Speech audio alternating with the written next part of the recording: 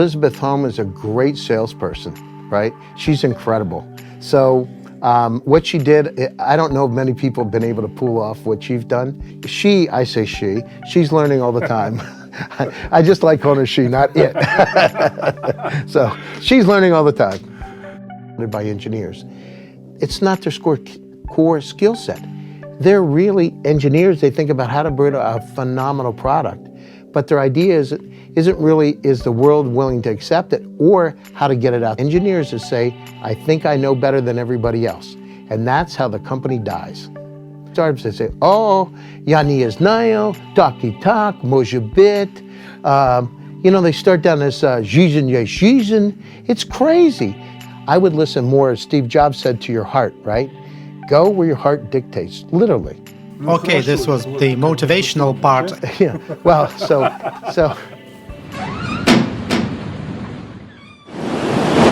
Gary, you are quite famous, especially recently. Many IT magazines call you one of the most important IT managers or directors in the world. How did it happen? Well, I've had great partners like David Yang, and I founded 21 startups.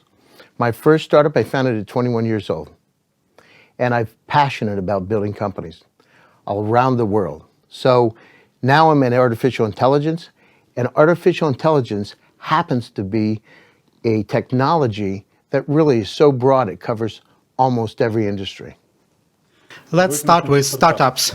How many of those startups actually work in Russia or originated in Russia? I've had companies, I work with Terralink. I founded Tekra, a recruiting company. But Yva, which is one of the top 25 AI companies in the world, is a company I founded with David Yang. I've also founded an investment company, DOI Investments, and I'm the CEO of that company too. How did you meet David Yang? So it's serendipity. I met David Yang. I was at Skolkovo School of Management. I was on stage with Guy Kawasaki, and David Yang came in. He's sitting right in the middle, and a friend of mine said, that's David. He was the president of Abbey, Gregory Lipich. And I said, I really want to get to know that guy. For me, he's like the Steve Jobs of Russia. So I went down. I had Guy come to a VIP event after the presentation, and I introduced him to David. And he is David's, David loves Guy Kawasaki, so he had Guy Kawasaki autograph a book for him. So that's how it started, and that's where the relationship started. All right. What about Skolkovo? What's your attitude to that project? Are Skolkovo students any different from American students? Well, I mean, I co-founded Skolkovo Startup Academy with Lawrence Wright. So I believe the students in Russia are very passionate. The one thing that we've taught them is to go global, because they're brilliant in terms of artificial intelligence, all kinds of AI technology. They're incredible, the best in the world. But what we need to do is create mixed teams. And so my thing is, it's not about one person, it's about a group of people. It's about building incredible teams that can change the world. How can you tell from the very beginning the startups that are really worth trying to promote? How do you get false, bad startups like Jussier or Tyrannos, which were never worth trying? Well, I mean, the situation is, sometimes there's a blip. Elizabeth Holm is a great salesperson, right? She's incredible. So what she did, I don't know if many people have been able to pull off what she's done, but look at it. What is a startup about? It's about a great team. It's about incredible technology. It's about people that are passionate and want to make a difference on the planet. That's the kind of things that I look for. I want a great team, people that are open and want to learn, want to understand. Those are the kind of teams that I look for. Gary, why AI? There are many other interesting technologies that you can work with startups. Let's take biotech, drones. Why AI? Well, that's a great question, but you think about our lives. AI is coming broadly across all segments of our lives. So whether self-driving cars or biotech or cybersecurity, it's coming, and it's coming very, very quickly. our lives are going to be markedly improved with artificial intelligence. Our job is to be able to help humanity, to be able to make a little difference. And AI takes all these different data streams and helps us make sense of them. In your company, Yva, is this real AI or is this something more simple than AI? No, this is, so we're using semi-supervised and unsupervised artificial intelligence. In fact, we have 14 patents either filed or registered in artificial intelligence. And having a partner like David Yang, one of the gurus, Steve Jobs, the UO Russia, is a great thing because with his PhD from MIT and an incredible team, we've been able to develop something just extraordinary. We asked David Yang about how Yva works. You can see it in that program, but in your opinion, how does Yva work? What does it do? So in the net is what Yva does today is allows companies to run more efficiently, more productive, and to be able to help employees get better. For instance, we can predict with 86% accuracy if somebody's going to leave a company up to a year in advance. And today it's really hard to find great employees. What we want to do is we want to be able to help keep employees in a company. We don't want to lose them. It costs too much to replace them. So have an incredible technology that allows you to identify that person and to help encourage them to stay. So maybe it's they're having problems with a manager, all kinds of different reasons. But the thing is, what you want to do is help nurture that employee along in the company. Isn't it enough to just give them insurance and good salaries? You need something else?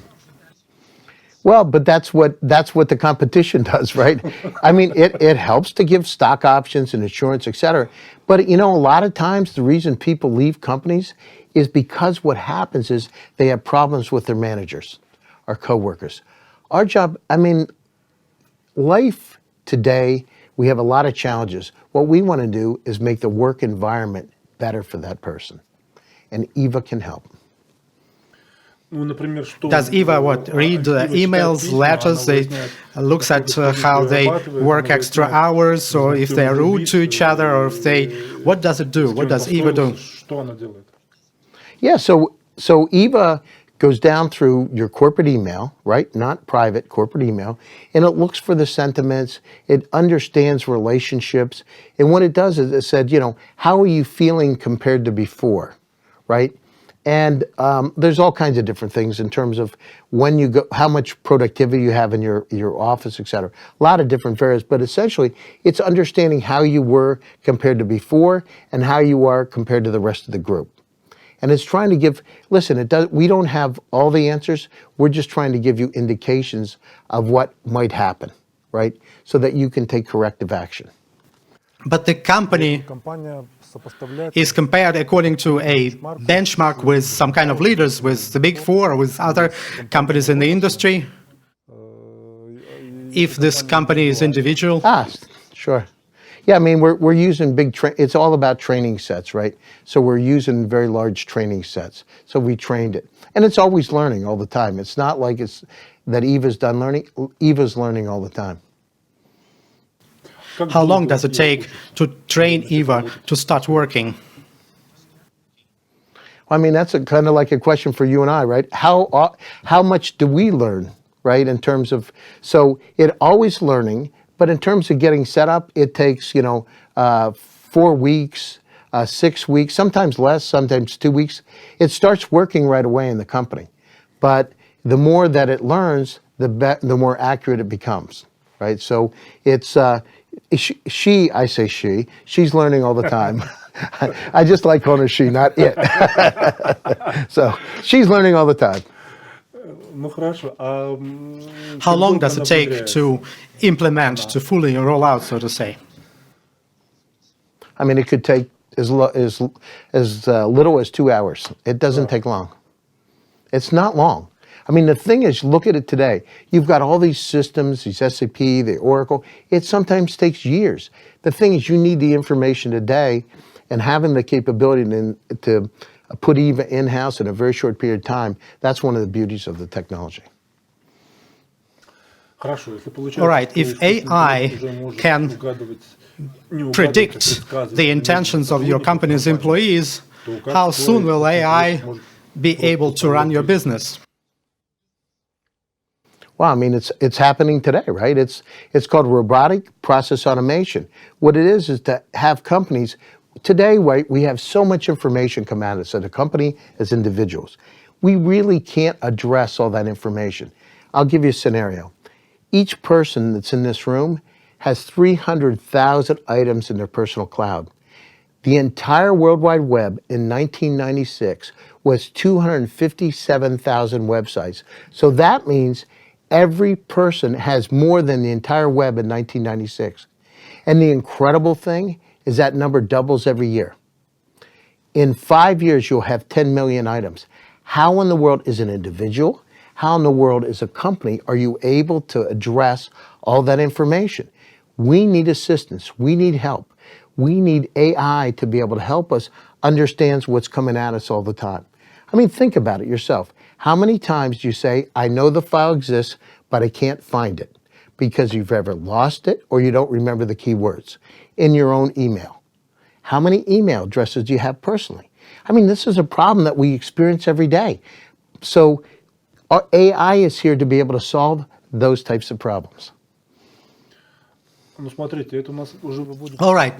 This leads us to another set of questions, like the ability to use the entire information that exists in the company, around the company, and the ability to monetize this information. Let's say there is a company. Is there a company among your startups that you are aware of that even now can efficiently monetize this information? Information from the email, or information from where? From what source? As far as I understand, raw information, dark data in the company, it can be stored in the sales data, in the emails, everywhere, around the company, in some media publications. Sure. So there's multiple repositories of information, right?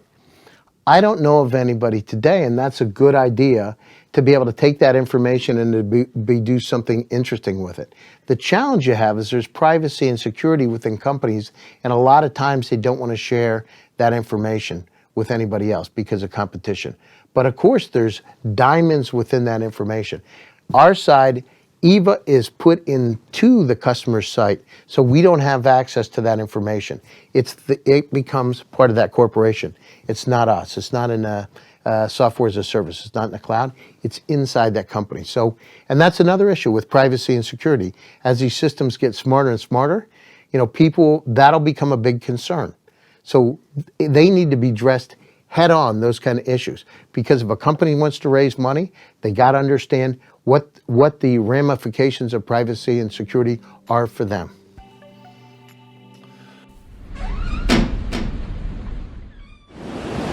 If we talk about startups, what stages does a startup go through when it prepares for investments? Sure, exactly. So first of all, you come up with an idea, right? You have to really test the idea to see if it's true, or the hypothesis. Is it true or not? And so the best indicator if it's true, if the founders of the company, like David Yang and I did with Yva, go out and talk to potential customers, said, are you interested in this? Would you buy it? Is this technology something you'd be interested in purchasing? And then the most important thing is, are they willing to take money out of their pocket and actually purchase what you have? So having them purchase, that validates your hypothesis. A lot of times startups never do that. Why? Because they're engineers that say, I think I know better than everybody else. And that's how the company dies. What you want to do is test it to make sure people are really interested. Because you could have a great idea, but there's really nobody to buy it.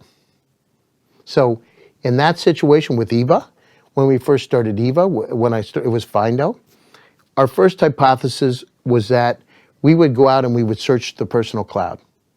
The problem is we could look at all these different data sources and search to help, But people don't remember their passwords, and they don't admit it.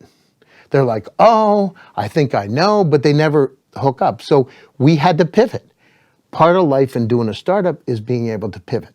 So if something doesn't work, it's not that you failed, it's that you need to try something else. It's like when you make the wrong turn and you make a U-turn. What you do with a startup is to be able to pivot and to be able to do that U-turn. So that's step number one. The other thing is, when you're scaling as a company, it's incredibly important when you're scaling. Think about it. If you go to Silicon Valley is not the US. It is a port to the rest of the world. People have to think differently about it. It is truly a port. Half of the companies have CEOs that are immigrants from other countries. Half. So if you look at that, it's a place where you can get, well, there's trillions of dollars located there that come from all over the world to look for the coolest technology. And your valuations are generally a lot higher. So the reason Silicon Valley works, so if if they're doing a startup, what they want to do is think about how do you go global. It's not just about any local market anywhere, where it's a US, Europe, Singapore, Russia, Belarus, it doesn't matter. It matters if you can scale to go global. So how do you do that? So part of it is having an open, you asked me earlier, what it takes to build a startup? Having an open mind. One of the things we came up with at Venture Studios, it's my new company, GSDVS, Get Stuff Done Venture Studios.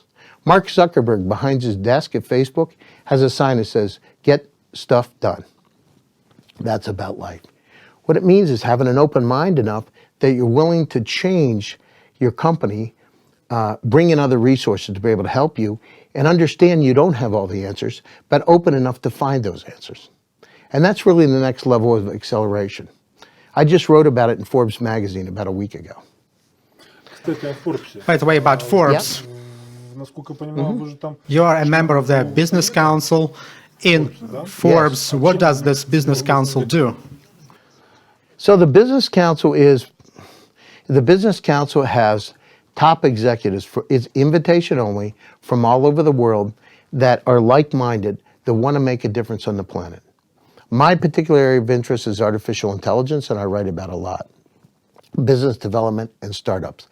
But it's a place where you find people just like you that can help. So you can write to them. It's a community, right, if you will. It's a very cool community. And your role in this council is? I'm an expert in artificial intelligence, so I write about AI. I start companies. I know how to take a company that has an idea in AI and turn it into a company that becomes a major player. That's what I do, and that's what I write about. All right, going back to startups, you're basically saying you start a business, you produce some minimally good product, you want to sell it globally, but why would you need investments? Well, because the thing is, you need to scale the company, and if you're not getting any revenue, who's going to pay for, you want to find people that support your ideas, right? And a lot of times people starting companies don't have enough money to be able to scale, right? It costs millions of dollars to be able to scale. So you also want to have your idea validated that people are willing to invest in you, in your company. Because at some point it's going to happen, you're going to need investment. It might not be today, it might not be tomorrow, but it's going to happen at some time. You want to make sure that your company is ready to take those investments. All right. There are some general things, but what about high-tech startups? What are the winning launch strategies in the technologies of the startups? Winning? Sure. So launch strategies, it's a process. So I started GVA Launch Gurus. I've done 600 companies or so through GVA Launch Gurus. I personally was involved in 187, and also at Skolkovo Startup Academy, and also myself 30 years worth of experience doing companies. Lessons learned. A lot of what you do when you do a startup is very similar to a manufacturing process. By that, what I mean, you need a good CEO, world-renowned. It helps a lot because they can attract money. You need a great COO, Chief Operating Officer. You need to have people that understand how to get your message out. Storytelling. A lot of times in the companies, that about 70% of companies are founded by engineers. It's not their core skill set. They're really engineers. They think about how to build a phenomenal product. But their idea isn't really, is the world willing to accept it, or how to get it out to the world. And part of it is being able to get in front of thousands of people and convey the idea, like Steve Jobs. To enchant people, as Guy Kawasaki says.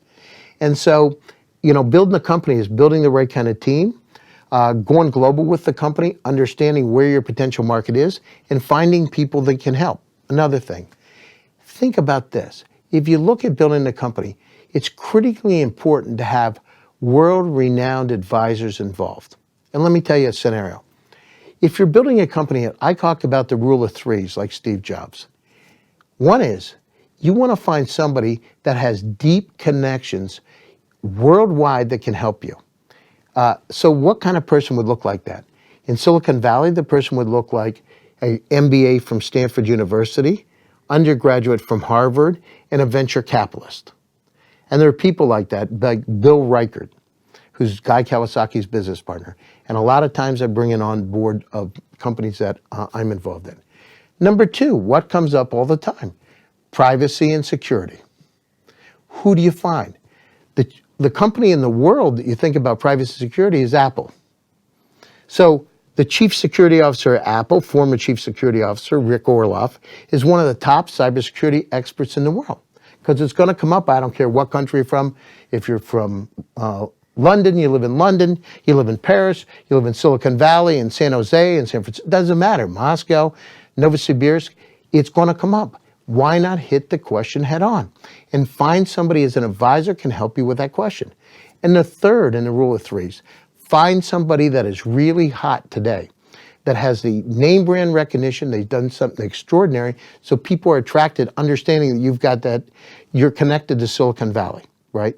That's the rule of threes, and it works every time.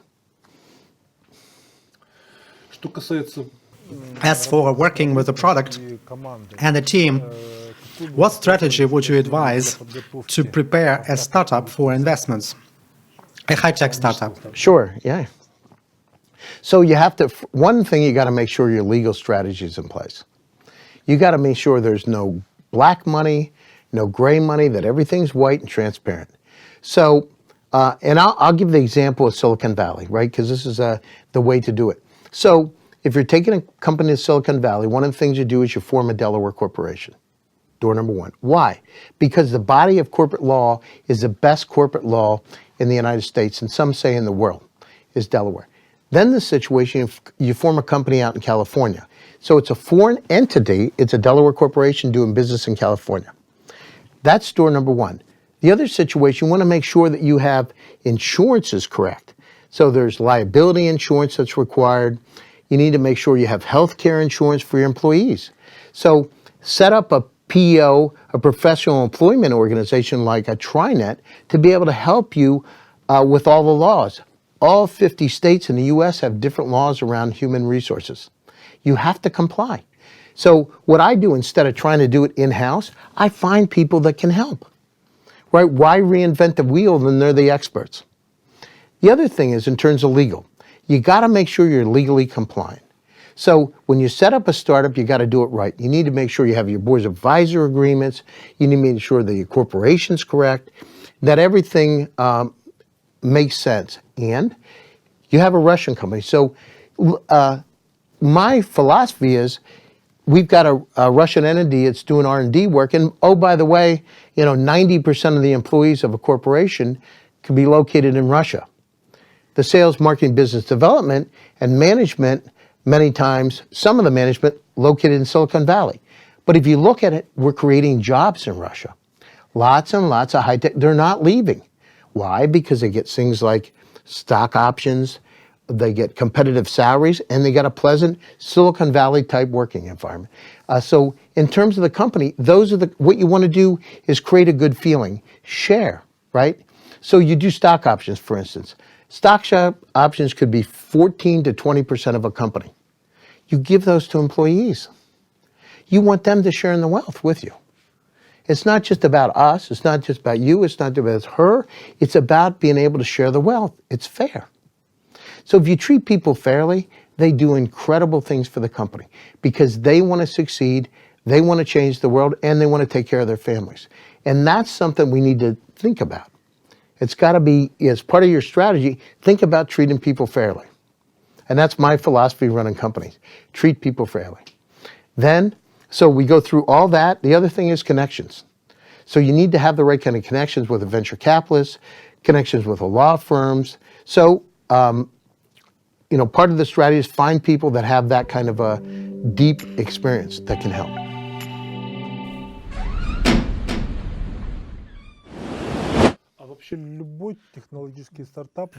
Does any high-tech startup have to consider this necessity to go globally? Are there companies that should stay local? Does it even ever happen? Sure. I mean, there's companies, they have a lifestyle business. They are happy doing what they're doing here or any country, right? And they don't want to do it. It's not, or they have a particular expertise in that particular market, and they're just, for them, it makes no sense. It's just, maybe there's competition in other markets and it wouldn't be interesting for them, right? But here it's good, sure. But if you want to get the investment, it's really difficult to get investment if you have a limited geography, because people want billion-dollar potential companies. They want to have unicorns. And having a local company like that is probably not going to happen, right? So I'd say, part of life is believing in your dreams. And I'm not saying, I'm a Greek American, by the way. I lived in Russia 14 years. I spent a lot of time here. But I believe part of life is visualizing, believing that the glass is half full when not half empty. Keep positive. Stay positive, because doing a startup, part of the challenge with a lot of these startups, they say, oh, ja nie znają, taki tak, może być. They start down this season. It's crazy. You can change the world. Think positively. You've got the best talent in the world, some of the best, the very best. Why in the world would you say, I don't know? Maybe we can do it, maybe not. It's crazy. Just do it. And if you do that, if you set your mind and move that mentality, I've seen miracles happen with companies. We did it with Yva. We started with nothing. Here we are. We've got 70 employees. We're growing like crazy. I've raised $10 million worth of funding already. David Yang's my partner in 2 companies. I mean, it's incredible. So anybody can do it if they really believe and they focus on it. But a lot of times you have to look in the mirror and say, I want to do it. I trust you. Let's do it. And you're looking at yourself, together. And at that point in time, visualize where you want to be. I want to be a billion-dollar company, and start building it in that direction. It's not metaphysical. I'm telling you, really, it's called the Pygmalion effect, the self-fulfilling prophecy. It works. A lot of what you do when you do a startup is in your head. When Russian startups are trying to do that, do they have to kind of copy or try to catch up with Asian or Western colleagues, or do they have some advantages over Asian and Western companies in the market? If they have any advantages, what are they? Look at the Olympiads that have been won with Russian mathematicians. That's a competitive advantage. What do you do for fun? You play chess. Think about it. You do music. It's like you have a mathematically oriented culture. So use what you got. But there could be in Novosibirsk, could be in Omsk, Vladivostok, Nohotka, Nizhny Tagil. Who knows? Bring those minds together and create something incredible. And don't be afraid. Listen, we're all in this world to work together, right? We all want to be part of the same team. And the thing is, having this incredible talent, it's like an oasis, but you want to bring it out. So companies like Masquerade, companies like Prisma, they're starting to bring this stuff out. And I've done it with Yva. One of the reasons David and I got together is because, he understood that he needed to have an American CEO partner, co-founder, to help him in the States, and more importantly, help him go global. And so the opportunity in Russia is today. The AI technology, think about it. The top AI scientists in the world are in Russia and in Israel. And in Israel, they're mostly Russian. Hello. It's like simple. It's like, they call it the keep it simple, stupid, KISS principle. It's like, this is not hard, right? So use what you got. And I've been saying this for years, by the way. I wrote a paper at Stanford with Andrei Kunov in the year 2000 called Bilateral Technology Trade Between the U.S. and Russia. And I talked about it then. So Skolkovo is doing a phenomenal job. We started the program at Skolkovo Lawrence, Yva.ai launch gurus. Now people are going out and going to those next levels and growing their companies. It's great, but more of it can be done. Why in the world would somebody work for a corporation when they can put a dent in the universe themselves? Okay, this was the motivational part, but if we really talk about the prospects of Russian high-tech market and its international prospects, how do you see it? What is ahead of us?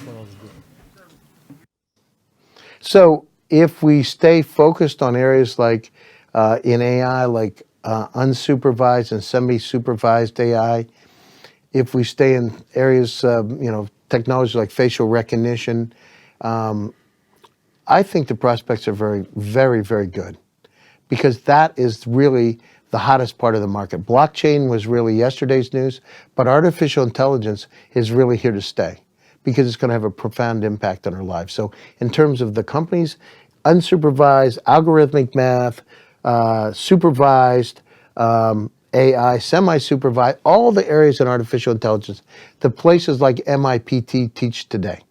Those are the things that are really cool, because they can be applied to multiple companies. It's not just one. These same technologies can go broadly, so they can apply it in so many different ways. And that's where I think there's an opportunity today, tomorrow, and the future. When you say blockchain is a news of yesterday, is this the old tech you mean? You don't need to get involved in blockchain, or what do you mean?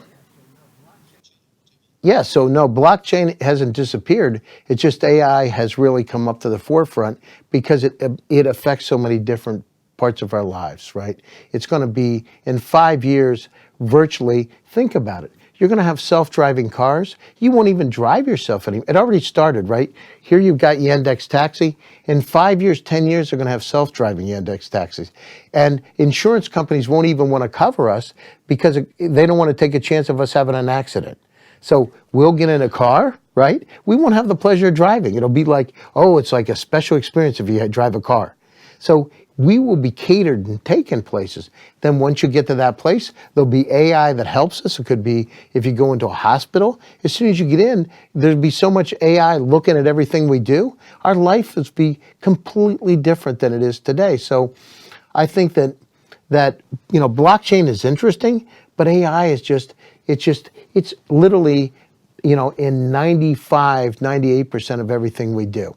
Even in farms, we have now tractors that are self-driving tractors. In the fields, you don't even go out. There's no more farmers in the fields. They're doing this stuff themselves now, right? So it's already started. It's incredible. Look at Teslas. The Teslas, for the most part, with crash aversion and self-driving, they can drive themselves today. It's going to change. It's happening now. Do you believe in technological singularity? I think so, yeah. I mean, think about it. I mean, look at, so if you look at some of the pacemakers today, right? We've already started. It's not like yesterday's news. We have things like pacemakers that will help us. And we have, today, we have aluminum joints. We've got hips. We've got all kinds of electrical stimulation now started to be able to help patients with things like Alzheimer's. It started, and it's only going to continue. And if we look at, as I said, one of the technologies at Stanford where they look at skin cancer, imagine being able in a very short period of time be better than 21 of the top doctors in the world.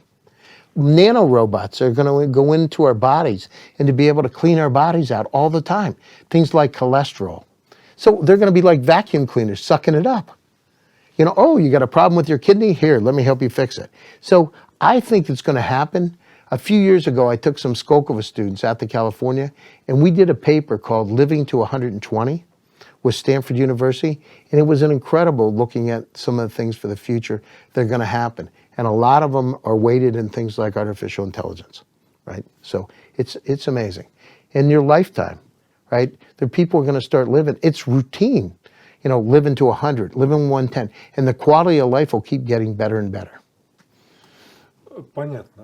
Сейчас вы говорите о наших таких... You're talking about the helpers that are going to help us, but what about this Kurzweil-style artificial intelligence that's going to be independent of us, and we will have to cooperate with it or whatever? Yeah. Well, I have a couple pieces.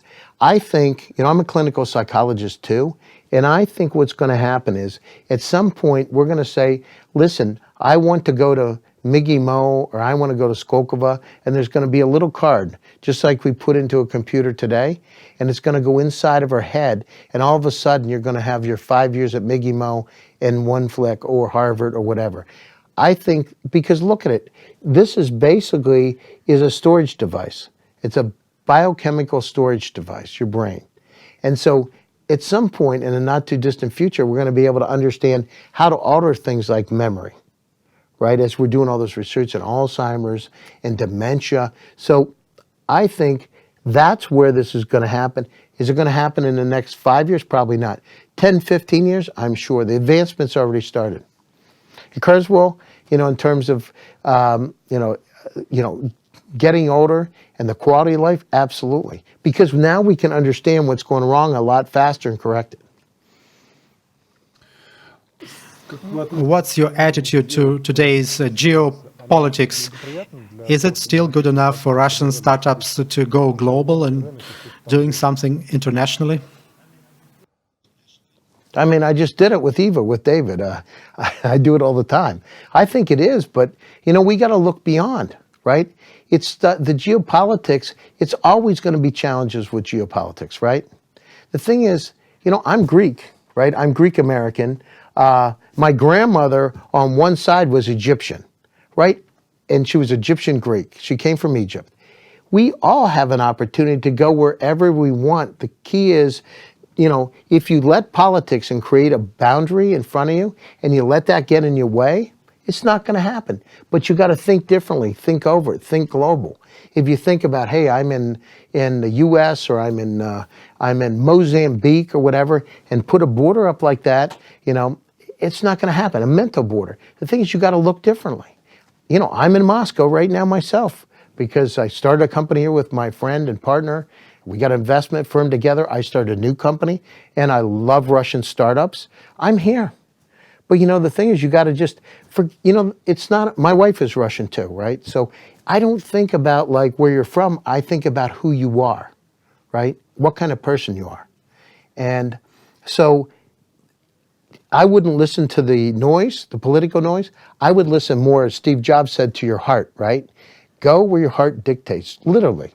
And don't let that stuff disturb you because it'll always be there. There'll always be some crazy stuff going on that's going to create problems. Just think differently. I agree with you here. I just want to wish our viewers that they think differently, think global. Then it will definitely work. Thank you. Yeah, sure. Thank you. That are going to help us. But what about this Kurzweil-style artificial intelligence that's going to be independent of us, and we will have to cooperate with it or whatever? Yeah. Well, so